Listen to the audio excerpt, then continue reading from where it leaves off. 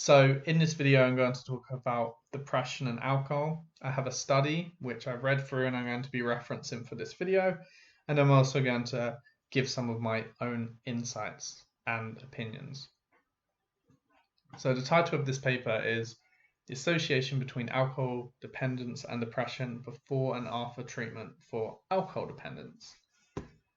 So what they did is they took 180 individuals who they're treating for alcohol dependence, and they measured them for depression at the beginning of the study, and then 6 months later, after they'd all became clean and weren't drinking anymore.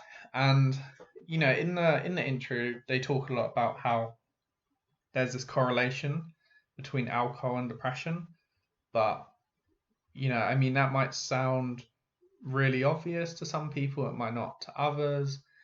You might know people in your own life who drink a lot and are depressed, or it's not always close. It doesn't always have to go hand in hand, but there seems to be correlation between alcohol dependence, alcohol use, and depression. I think what this study is trying to find out is the alcohol causing depression, or do people who are just depressed drink more alcohol? Now, I think the answer is probably somewhere in the middle, and also it's probably going to vary per individual. And if you are looking for help with any of this, you need to talk to a professional, a doctor, get some professional help, and whatever you do, don't just give up alcohol because that's really dangerous too. But anyway, slightly off topic. So you go to your intro, it talks a little bit about these links that are known between alcohol and depression, but is it chicken or egg? We're going to try to find that out today with this study. The method, they took 188 individuals. I kind of spoke about this briefly. Treat them for alcohol dependence, and then check their depression before and after. So I believe the majority were males, which I guess needs to be taken into account. When you look at the results, so before, and I believe 156 were followed up at 6 months. So, like 30, looks like 32 weren't followed up. But, from the 188, 156 were followed up. And if you look at the prevalence of depression before detoxification, it was 63.8%, which is like very high. And then you look at the depression level 6 months later of the same people they spoke to, it's gone down to 30.2%, and I just think that was really really significant finding. I started looking, and then I still thought 30% sounded quite high, but I looked at the prevalence of depression briefly. I googled it. I saw a study come up in Kenya because there's studies in Kenya. I wanted to see the level in Kenya, and it does seem quite high. I thought depression would be a lot lower in general, across the general population, but it's said somewhere like 30% in students in Kenya. So that seems very high. I need to double check that. And also when I Googled quickly how many people are depressed in the UK, that said 1 in 6, which is obviously 16.7%.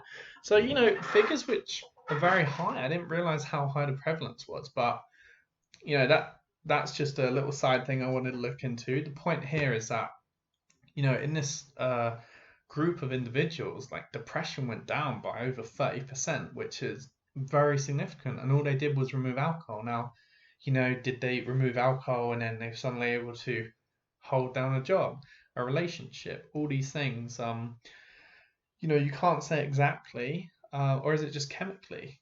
Is it chemically making them more depressed? Those things are going to be so intertwined, but I just think it's really interesting finding that link. They obviously have a discussion about it. They talk about limitations, about how, the pool of individuals in the study, are people who are looking for alcohol detoxification. Then you're going to have like a specific group of people to start with, not just the general population. And then secondly, they didn't include or weren't able to get any psychiatric history or depression of the family. So, that's important too. But I mean, they also drew. I mean, I still think it's like very very significant. I mean, they drew four conclusions from it. Number two, I'm just going to talk about that because I think that was really important. And this is word for word. It says there is recovery from depression after alcohol detoxification and rehabilitation, and majority of the cases do not necessarily require treatment for depression. So, that just goes to show, one, everyone's different, but two, there might be individuals who are depressed, and it might be the alcohol causing that, whether it's affecting them directly or indirectly. Yeah, I just thought that was really interesting, and there's like some clear evidence there. This is just one study. More work needs to be done. It's a very small pool of people. Um, I'm not sitting here stating anything. I'm just saying what the study said, and then also I think it makes sense. Especially someone who's drinks or has drunk, or you can feel down the next day, and then also if you're drinking chronically, you don't do as much, and then that can make you depressed too. Anyway, I thought it was an interesting study. I'll link it down below. And yeah, hope you liked it.